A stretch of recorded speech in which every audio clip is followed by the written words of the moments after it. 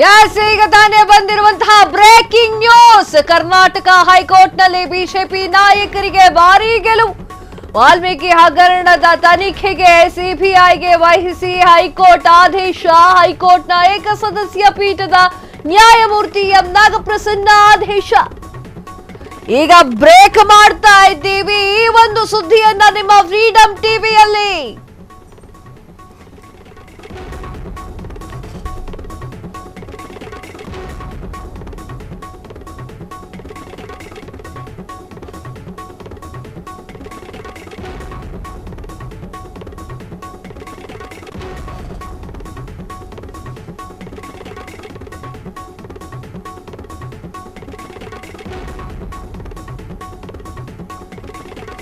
ವಾಲ್ಮೀಕಿ ಹಗರಣದ ತನಿಖೆ ಸಿಬಿಐಗೆ ವಹಿಸಿ ಹೈಕೋರ್ಟ್ ಆದೇಶ.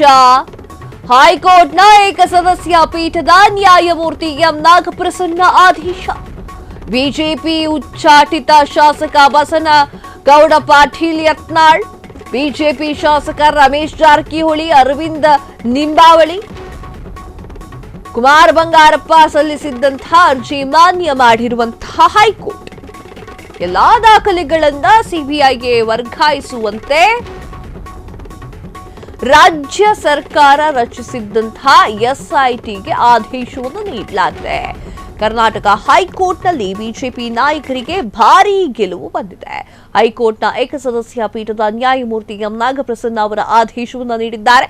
ಬಿಜೆಪಿ ಉಚ್ಚಾಟಿತ ಶಾಸಕ ಬಸನಗೌಡ ಪಾಟೀಲ್ ಯತ್ನಾಳ್, ಬಿಜೆಪಿಯ ಶಾಸಕ ರಮೇಶ್ ಜಾರಕಿಹೊಳಿ, ಅರವಿಂದ್ ಲಿಂಬಾವಳಿ, ಕುಮಾರ್ ಬಂಗಾರಪ್ಪ ನೀಡಿದ್ದಂತಹ ಅರ್ಜಿ ಮಾನ್ಯ ಮಾಡಿರುವಂತಹ ಹೈಕೋರ್ಟ್ ಬಿಜೆಪಿ ನಾಯಕರಿಗೆ ಖುಷಿ ತಂದಿದೆ.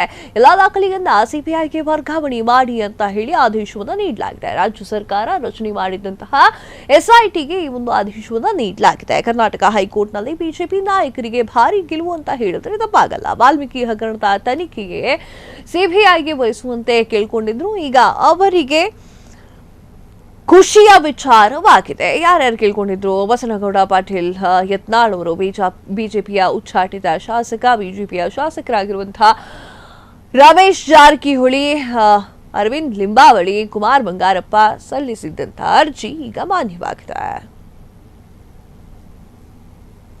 ಕ್ಷಣ ಕ್ಷಣದ ಸುದ್ದಿಗಳಿಗಾಗಿ ಫ್ರೀಡಂ ಟಿವಿ ಸಬ್ಸ್ಕ್ರೈಬ್ ಮಾಡಿ, ಲೈಕ್ ಮಾಡಿ ಹಾಗೂ ಫಾಲೋ ಮಾಡಿ. ಹೊಸ ಸುದ್ದಿಗಳ ನೋಟಿಫಿಕೇಶನ್ಗಾಗಿ ಬೆಲ್ ಐಕಾನ್ ಮೇಲೆ ಕ್ಲಿಕ್ ಮಾಡಿ.